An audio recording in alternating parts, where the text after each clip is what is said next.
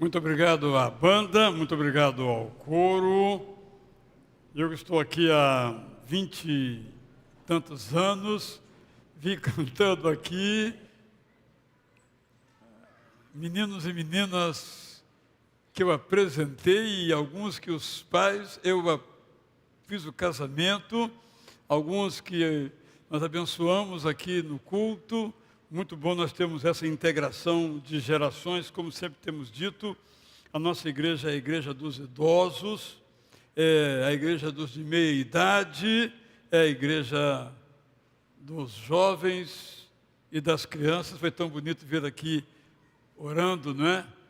Aquela menininha, a Alice, orando igualzinho a sua avó ora. Quem conhece a avó sabe que é a reprodução da oração da avó. Muito bonito isso mesmo. Estamos aqui, como os irmãos sabem, alguns têm a sua apostila. Quantos trouxeram a sua apostila que ganharam?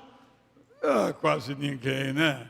Francamente, estudando sobre as bem-aventuranças na perspectiva de como isso propicia a nossa mudança de vida. Então nós preparamos um livrinho, você pode depois adquirir ao final do culto, contendo todos os conteúdos. São 179 páginas. Aqui gastamos apenas meia hora, 40 minutos, destacando algumas coisas. Vou destacar algumas coisas hoje. Então, o nosso tema é a paz. 3 palavrinhas só, ou melhor, 3 letrinhas só. Que palavra emblemática, porque traduz os nossos sonhos, nossos desejos, pela falta dela. E hoje, pela manhã, eu mencionei uma experiência que uma de nossas irmãs contou, de outra igreja, participou conosco dos nossos cultos pela internet, e ela disse que perguntou à filha dela, de 16 anos, quando você ouve a palavra paz, o que vem à mente, qual o desejo, qual o sentimento que lhe vem à mente? Ela disse, sossego.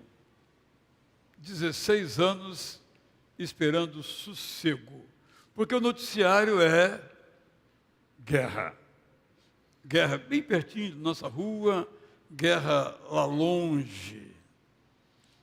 Como é que nós lemos essas notícias? Quando, por exemplo, é uma guerra aqui perto e que mata pessoas, algumas nós conhecemos, nós nos perguntamos, quando é que isso vai acabar? Mas quando é lá longe, por exemplo, Israel atacou o Irã, finalmente, que bom que Israel atacou o Irã. Olha como nós somos contraditórios, né? Nós queremos uma paz um pouco seletiva. Quando penso que a oração que melhor traduz o nosso sentimento é a última página do livro, é a bem conhecida oração de Francisco de Assis, infelizmente muito mal interpretada dentro e fora dos arraiais cristãos. Mas ele nos ensina, escrevendo no século XII, o seguinte: ó Deus, faça de mim um instrumento de tua paz. Onde houver ódio, que eu leve amor.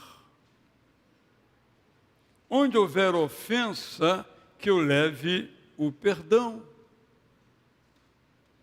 Onde houver discórdia, que eu leve a união.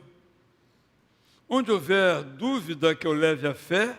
Onde houver erro, que eu leve a verdade. Onde houver desespero, que eu leve a esperança. Onde houver tristeza, que eu leve a alegria. Onde houver trevas, que eu leve a luz. Eu sou instrumento, diz o poema de Francisco de Assis, da paz de Deus. E a oração permanece, ó Mestre, faça que eu procure mais consolar que ser consolado, compreender que ser compreendido, amar do que ser amado. Então ele cita Jesus numa frase que aparece só no Evangelho, só no livro de Atos. Pois é dando que se recebe, perdoando se é perdoado, é morrendo que se vive para a vida eterna. Eu diria que é totalmente contrário à nossa natureza. Então nós temos que ser muito honestos em relação a esse assunto. A violência existe, não porque os outros sejam violentos. A violência existe porque eu sou violento. É claro, se você é legal comigo, eu não sou violento com você. Mas se você, famosa expressão, pisa no meu calo, eu não tenho sangue de barata. Aí eu me justifico.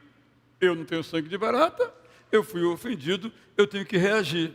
Vocês observaram agora, no caso de Israel, demorou muito o Estado de Israel a reagir. Mas é muito interessante que as matérias todas diziam, dos políticos do local, tem que reagir. Porque se você não reagir, você mostra que você é fraco.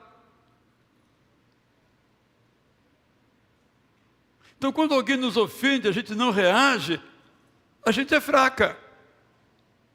Então, a gente tem que mostrar a nossa força. Bem, mas a nossa força se demonstra com paz, não com violência. Então, nós temos que admitir com sinceridade, honestidade, que nós somos, eu vou usar a expressão aqui, teológica, naturalmente violentos. Nós perdemos essa marca adâmica em nós, de Caim em nós, quando nós deixamos então que Jesus Cristo governe a nossa vida e permitimos que o Espírito Santo nos conduza, porque se formos nos conduzir por nós mesmos, nós vamos atacar. Vamos demorar um pouquinho. Vamos até esperar uma hora oportuna e vamos atacar. E aqui eu quero me referir a um dos aspectos que nós devemos prezar bastante, eu voltarei a ele no final, que são as nossas palavras. Nosso principal instrumento de paz ou de guerra são as nossas palavras. Porque eu quero lembrar aos irmãos que quando eu falo alguma coisa, eu posso ter até alguma intenção. Mas eu não posso me esquecer que aquela pessoa para quem eu falo, ela ouve. E não necessariamente ouve aquilo que eu quis dizer, mas que eu não fui feliz em o dizer e eu magoei aquela pessoa. Esse é o ponto. Não é problema meu. Bom, de certo modo, não é problema seu. Mas se eu uso uma palavra e essa palavra magoa, eu não posso simplesmente me justificar dizendo, eu não quis magoar. Você não quis magoar, mas você magoou. Não é? É deste aspecto de como é que nós nos organizamos, eu vou usar uma expressão aqui um pouco forte, policiamos a nossa linguagem. E uma das coisas que nós mais gostamos é usar o verbo ser. Você é. E às vezes a pessoa está apenas sendo, mas ela não é. Você é grosso, por exemplo, mas a pessoa apenas está sendo grosseiro. Mas quando você fala que ela é grossa, ele é grosso, não estamos mais diante de uma situação que nós poderíamos caracterizar como sendo algo passageiro, porque estamos dizendo que aquilo é permanente. E nós temos uma dificuldade no campo religioso. Quero ser muito franco, muito honesto com os irmãos, porque nós lidamos com o tema da verdade, que é claro, desculpe o trocadilho, nos é muito cara a verdade. Mas será que em nome da verdade nós podemos magoar alguém? Essa é a pergunta. Será que nós, para abençoar alguém, temos que dizer uma verdade de tal modo que em lugar de abençoar, nós vamos amaldiçoar? Vou dar um exemplo bem simples para você. Eu sou eu procuro ser cuidadoso nas palavras, mas eu venho aqui e falo assim: boa noite, meus queridos irmãos e amigos. O que eu estou dizendo? Que aqui há dois grupos de pessoas. Uns são meus irmãos e outros são apenas amigos. Na nossa gíria, amigo é aquele que não é ainda irmão. Então eu separo os dois. Mas vamos pensar, como é que aquele que não é irmão ouve o que eu digo? Estou falando de linguagem, o modo como nós falamos com as pessoas e às vezes também das pessoas. Muitas vezes a nossa linguagem, portanto, é carregada de violência. Felizmente, penso eu, a nossa época no mundo inteiro tem procurado ser mais cuidadosa em relação a esse ponto, e nós temos que nos cuidar cada vez mais, porque nós temos que prezar a verdade, publicar a verdade, mas essa verdade, diz o apóstolo Paulo, tem que ser dita temperada com amor, porque se a nossa verdade, vou ser bem claro a esse respeito, se a nossa verdade não for dita com amor, não é verdade. Porque a verdade tem que incluir a dimensão pedagógica do amor e o nosso afeto. Se o nosso afeto de bondade ou de amor não está em nossa verdade, na verdade, perdoe o trocadilho mais uma vez, não é verdadeiro.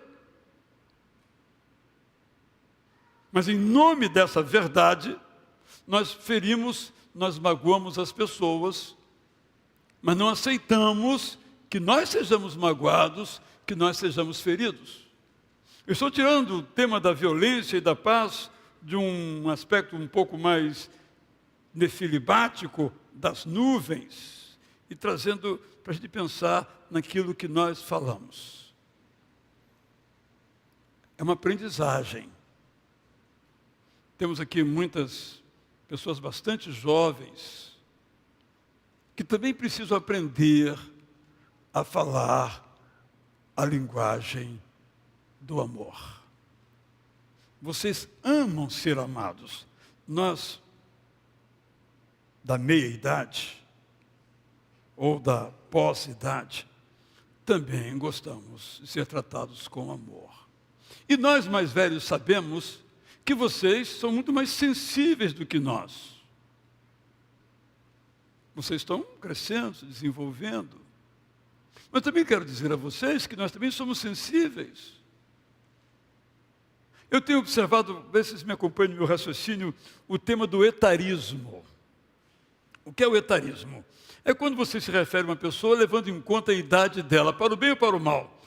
Você, no meu caso, está com 72 anos, mas está garotão ainda. Primeiro, não é verdade, né? E segundo, o que tem a ver a minha idade? Ok, mas vamos agora inverter.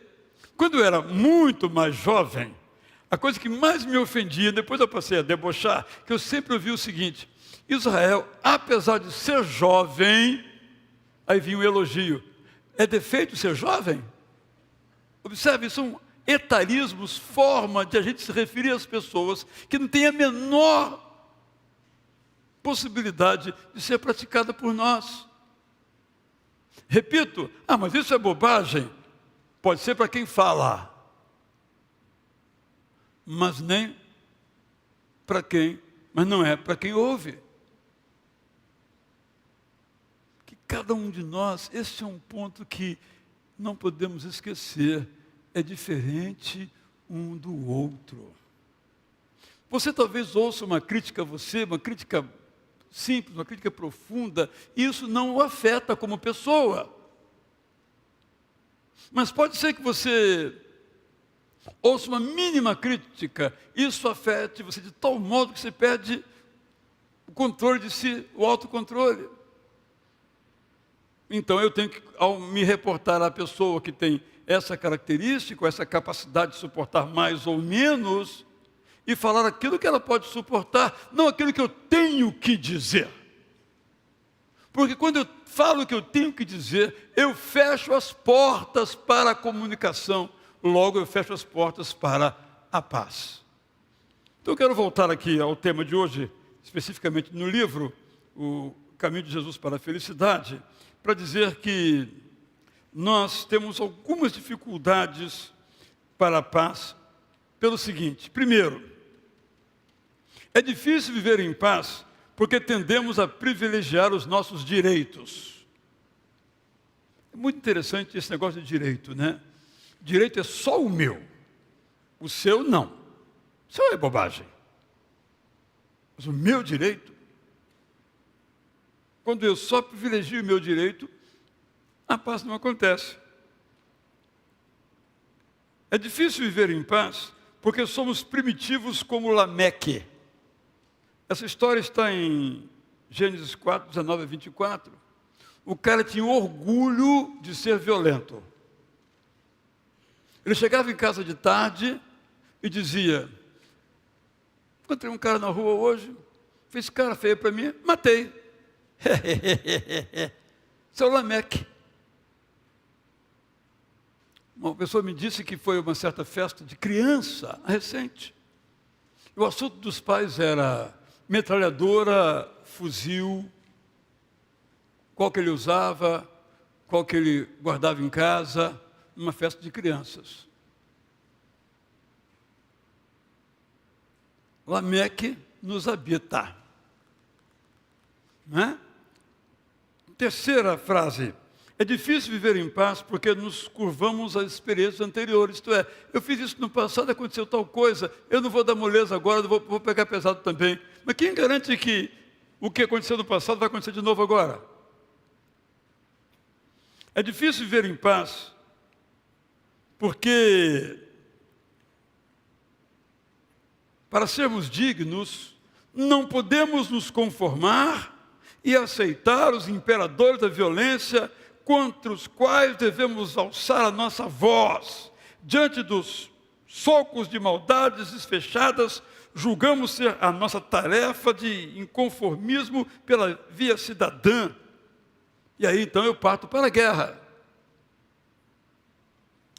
É difícil viver em paz, porque em outros aspectos, nós no fundo achamos que o melhor mesmo é a guerra. Repito, é da nossa natureza. Mas nessa bem-aventurança que estamos considerando, Jesus nos chama ao ministério da reconciliação, ao ministério da pacificação. Eu quero fazer uma pergunta bem direta para você. Quando nós éramos bem meninos, estou falando da minha infância, que já é do século passado, né? Era muito comum, existia um negócio chamado rua. Eu não sei se aqui alguns sabem o que é rua. Né? É, rua. Né? Não é aquela rua no joguinho do celular, não. É rua de verdade. Então, a gente se encontrava na rua, às vezes numa praça. Era muito comum, por exemplo, não é? Eu sei que alguns já começaram a se lembrar aqui, ter a turma do colégio tal e a turma do colégio tal, que marcavam, não tinha WhatsApp, não tinha nada, mas no boca a boca marcavam, vamos nos encontrar. Paulinho gostou, né, Paulinho? Não, é só teoricamente, né? Mas a minha esposa tinha a turma do Rivadavia, não é isso? E a turma outra era qual? Era o outro colégio da outra rua, então eles se encontravam. E no meu, por exemplo, nós tínhamos duas escolas. Uma era onde eu estudava, cujo nome eu não sei, mas a dona se chamava Balberina. E nós éramos então chamados de cachimbos da Balberina. Olha que coisa horrível. Balberina, o nome, desculpe, não é muito bonito, convenhamos. Olha, não falar palavras que ofendam. E cachimbo, mais horroroso ainda. E a outra escola era pública, se chamava Estela Dias, SD. Nós chamávamos de sapo doido. Nós nos brigávamos, né? Então nós nos encontrávamos, acho que nunca teve briga nenhuma, só no, né? Aquela coisa. E aí, sabe por que nós não brigávamos? Porque alguém separava. Onde você está? Se separa? Ou você diz, ao ringue! É disso que eu estou falando. Então nós somos chamados a liderar o movimento pela paz. Em todos os sentidos. Quem é o pacificador? O pacificador é feliz porque ele vive pela fé, não pela resignação. O pacificador é feliz porque ele perdoa em lugar de reter o ódio. Eu garanto, infelizmente, que boa parte de nós tem como uma de suas características guardar o ódio. Me ofendeu, eu perdoo, mas guardo. Eu perdoei? Eu apenas dei uma esquecidinha. Eu coloquei debaixo do pano. Mas se porventura alguma coisa nos leva de novo àquela experiência, aquilo aflora entre nós, dizemos, eu sabia, estava esperando. Retemos o ódio.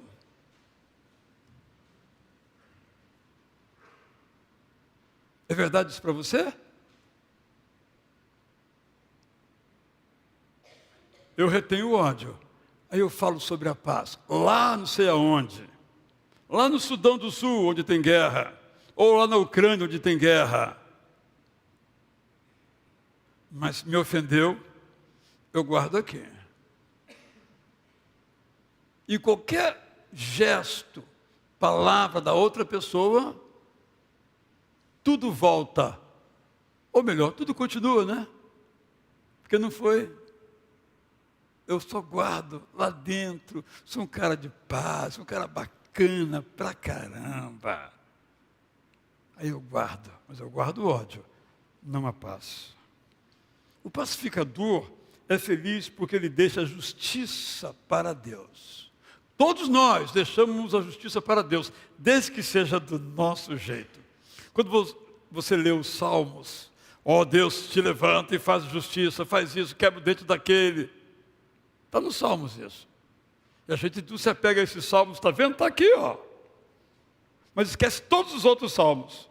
Como o pastor André mencionou logo no começo aqui, de pegar uma frasezinha, esquece as demais todas, naquilo que nós cremos, naquilo que nós pensamos. Porque se eu deixei a justiça para Deus,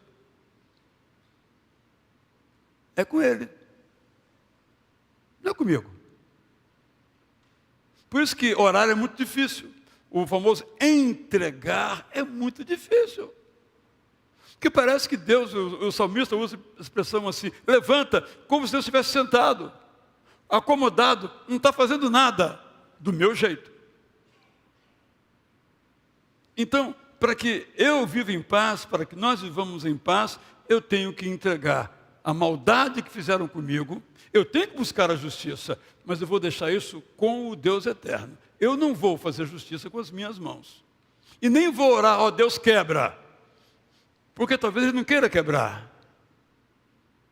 Ele fará o que eu quero ou fará a vontade dEle?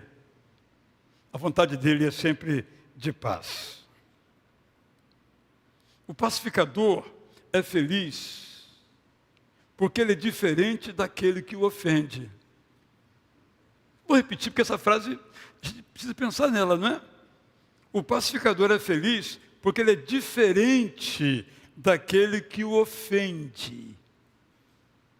Em outras palavras, quando eu ofendo a quem me ofende, eu sou igual a quem critico e reclamo por me ter ofendido.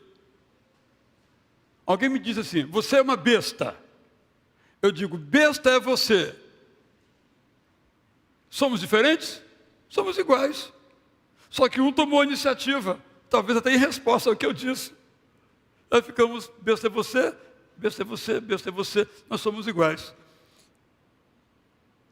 Martin Luther King Jr. escreveu o seguinte, um grande perigo para nós é a tentação de imitar as pessoas a quem nos opomos.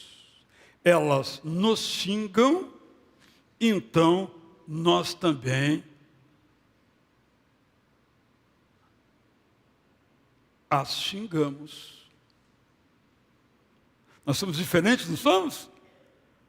Não, nós somos iguais.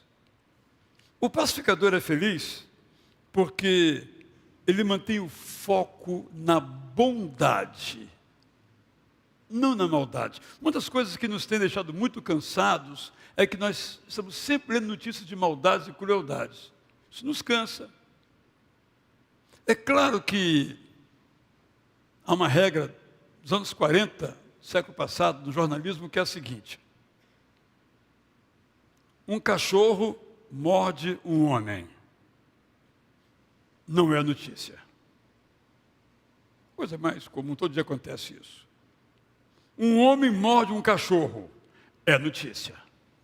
Então a paz nunca será notícia dos meios de comunicação. Não vende, não interessa. Se você olhar assim no jornal, uma manchete do jornal, vamos dizer impresso, está lá escrito na banca de jornal, você viu assim: um homem mordeu um cachorro. Você vai rir, você não vai comprar o jornal.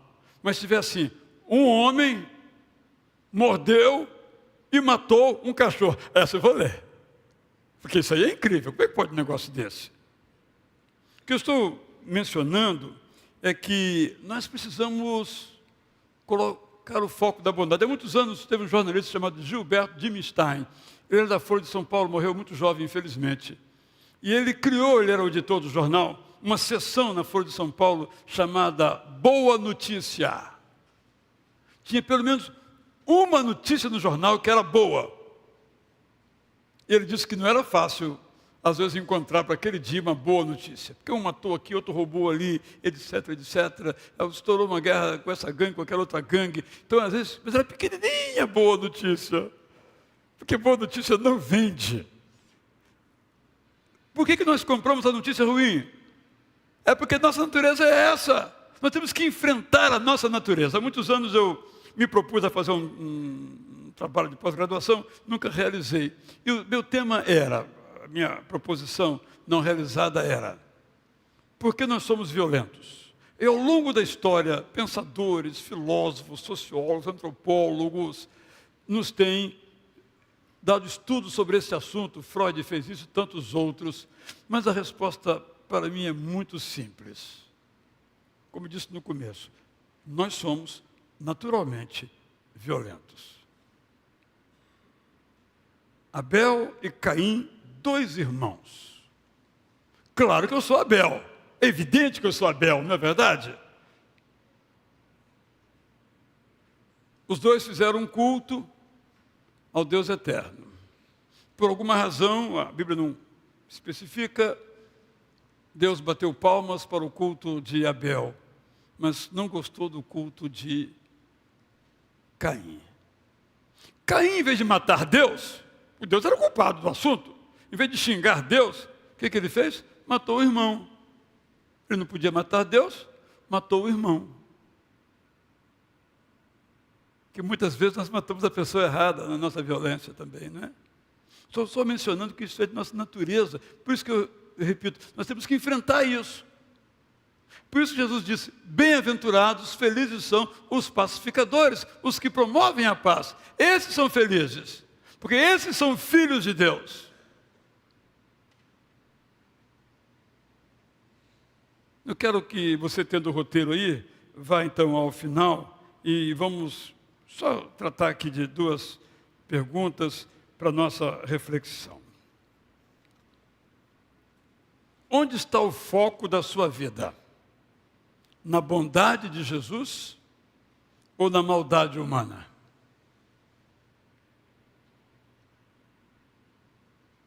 É uma pergunta de uma, ao meu ver, imensa profundidade.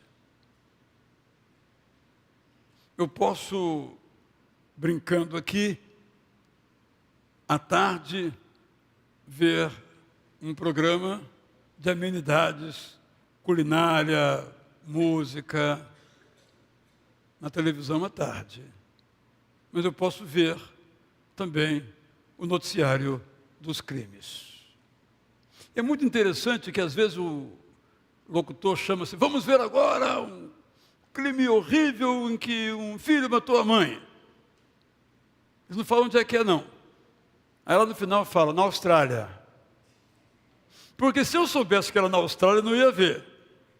Mas como eu imaginei que era perto daqui da minha rua, eu fui ver. Ou seja, é de nossa natureza. Por isso a insistência de Jesus que nós coloquemos o foco na bondade. Há a maldade? Há.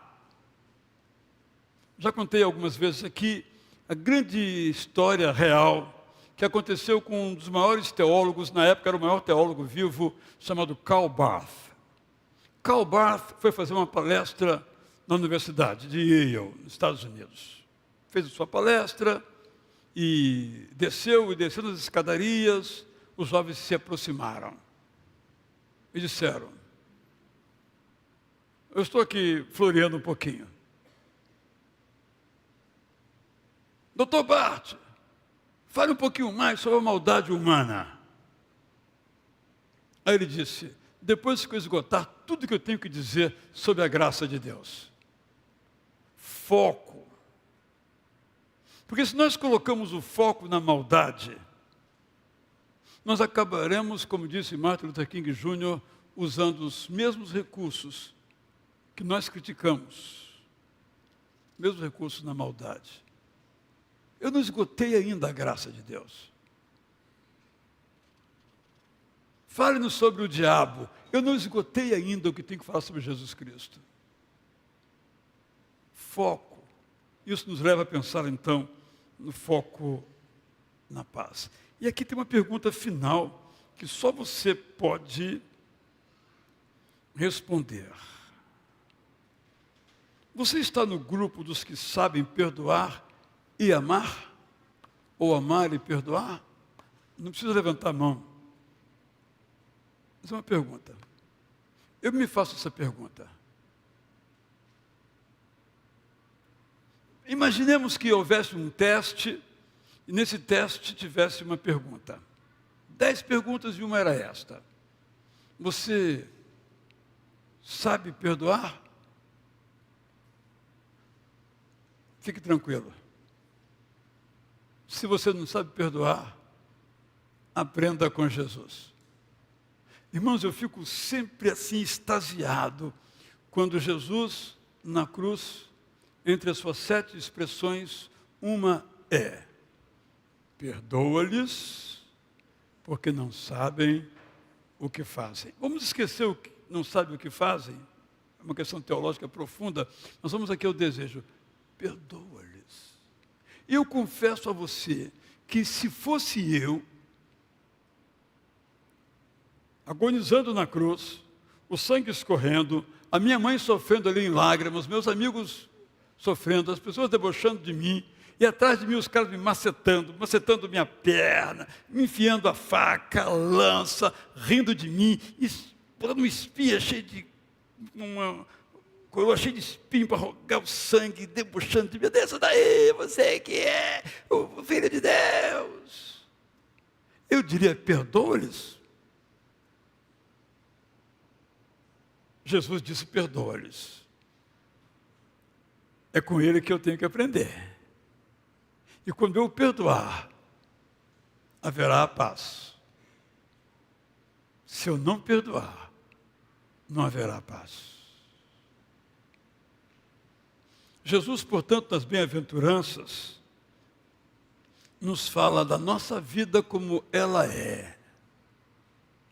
E da nossa vida como ela pode ser. Mas isso começa quando eu olho para dentro de mim mesmo e me vejo como eu realmente sou, não como eu imagino que eu sou. Eu penso que eu mesmo, entre os nossos maiores problemas está este: eu imagino que eu sou uma coisa que eu não sou. Então eu preciso me olhar diante de um espelho chamado Jesus e responder: o que eu sou realmente? Eu digo que gosto da paz, eu amo a paz, mas isso é verdade? Só eu sei a resposta. Então, primeiramente, eu tenho que desejar a paz. Em segundo lugar, eu tenho que pastorear as minhas palavras cuidar das minhas palavras. Não sei se vocês observaram, mas o nosso culto é este, das 9, das 11. Boa parte do povo chega alguns minutos depois, nem vou especificar aqui, alguns minutos depois. E eu nunca, pode observar, eu nunca chamei a atenção dos irmãos. Hoje de manhã eu fiz uma brincadeira, antes do culto começar das 9, quero cumprimentar vocês, vocês são pontuais. Mas os outros que não eram, não ouviram. Falei, não conta para ninguém, só entre nós aqui. O que eu quero dizer, basicamente, é o seguinte. Quando eu digo, ou fulano de tal, ou genericamente, seja pontual, eu estou ignorando uma coisa. Eu estou ignorando os hábitos daquela pessoa na família. Eu estou ignorando todo o esforço que essa pessoa fez para vir à igreja. Eu não sei o que ela teve que fazer para vir ao culto.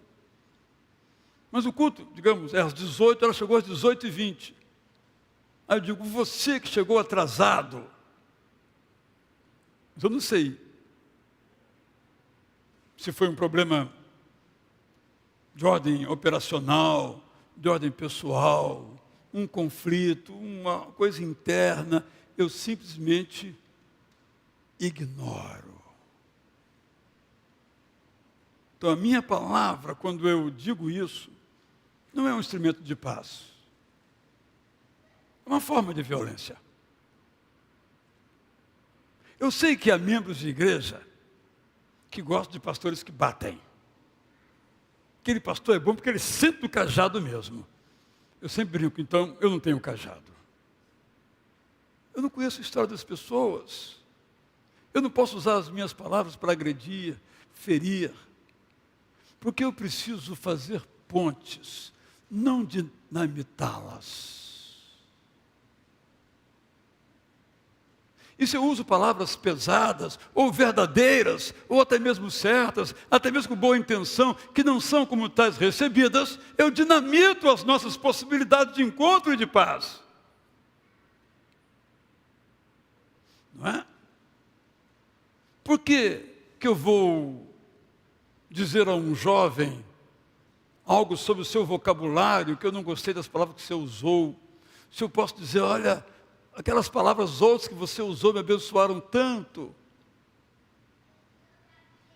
Por que eu vou colocar o foco naquelas eventuais palavras inadequadas? Quando eu faço isso, eu dinamito, eu arrebento com pontes. Mas eu não sou um pacificador? Então eu tenho que fazer a paz com palavras, com o coração desejoso da paz, com palavras e com atitudes. Hoje pela manhã, então eu termino, eu preguei sobre o Salmo 23, no culto 1, o versículo 1, e no culto 2, às 11, os versículos 2 e 3. Eu disse o seguinte, ao final. Como é que nós experimentamos esse cuidado, esse pastoreio, essa condução de Deus em nossas vidas? Aí eu disse que nós experimentamos esse cuidado através da sabedoria que Deus nos dá na Bíblia Sagrada. Queremos viver bem e em paz? Está ali.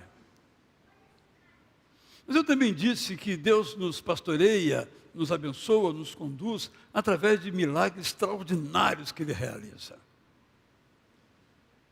E ao final do culto, então, uma senhora me disse, você lembra que eu passei mal no coro, domingo XY aí? Sim. Você sabe quem me socorreu e salvou a minha vida? Uma médica que há muito tempo não vinha à igreja. E depois nunca mais a vi. Será que isso é coincidência? Ela brincando comigo. Só tem uma resposta. Milagre. Essa semana encontrei uma pessoa na rua, muito tempo não vem, aí com muito jeitinho, Eu não posso dizer, você não está indo. Vou quebrar pontes. Estou com saudade de você. Ela me deu um abraço e disse, eu precisava muito ter te encontrado. Não foi por acaso. Milagres que Deus faz. Mas em terceiro lugar, eu disse que Deus nos conduz através de pessoas. É por isso que Jesus diz, bem-aventurados ou felizes são os pacificadores. Porque Deus pode fazer um milagre sobre a paz. Mas como a paz é relacional, Ele faz milagres com relações. E relações são travadas entre pessoas. Então Deus me usa para fazer a paz. E nunca para fazer a guerra. Deus nos usa. Então, para que haja paz, nós temos que entrar no barco dos pacificadores. É assim que Deus faz a paz. Por isso que todas as bem-aventuranças são convites a um estilo de vida revolucionário. Por isso, estamos chamando essa série aqui às 18 horas de O Caminho da Felicidade. E o subtítulo é exatamente este, A Poderosa Revolução do Sermão da Montanha. Porque o sermão de Jesus, as bem-aventuranças, é para que nós vivamos de um modo diferente do mundo em que nós vivemos.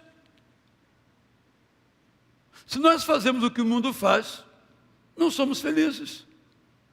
Mas se nós fazemos como Jesus espera que nós façamos, aí está então a felicidade.